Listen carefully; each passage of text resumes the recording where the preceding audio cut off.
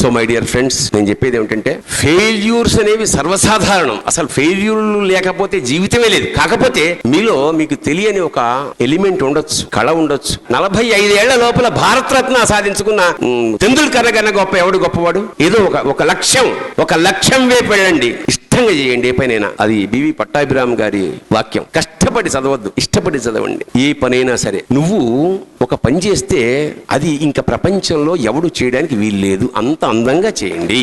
ఉదాహరణకి త్రివిక్రమ్ శ్రీనివాస్ సినిమా కోసం మేము బ్యాంకాక్ వెళ్ళాం. ఒక 20 మంది కలిసి భోజనం చేసాం. అందరూ కిందకి వెళ్ళిపోయిన తర్వాత నేను త్రివిక్రమ్ కిళ్ళి వేసుకుంటూ చూస్తున్నాం. ఒక కుర్రాడు వచ్చాడు, థాయ్ కుర్రాడు వచ్చి 22 ఏళ్ళు ఉంటాయి. వాడు 20 ప్లేట్లు ఒలికిపోయినవి, అన్నం మెతుకులు, చాలా మెస్సీగా ఉంది. వాడు నవ్వుతూ ఒక్కొక్క మెతుకు ఎత్తి ఒక్కొక్క ప్లేట్ పెడుతుంటే నేను త్రివిక్రమ్ తో అన్నా, త్రివిక్రమ్ వాడు అన్నం తినేసిన ప్లేట్లు ఎత్తున్నాడా, పెయింటింగ్ ఏమైనా చేస్తున్నాడా? It was so great. ఏ పని చేసినా కళాత్మకంగా చేయండి, అనుభవించండి, ప్రతి క్షణాన్ని అనుభవించండి.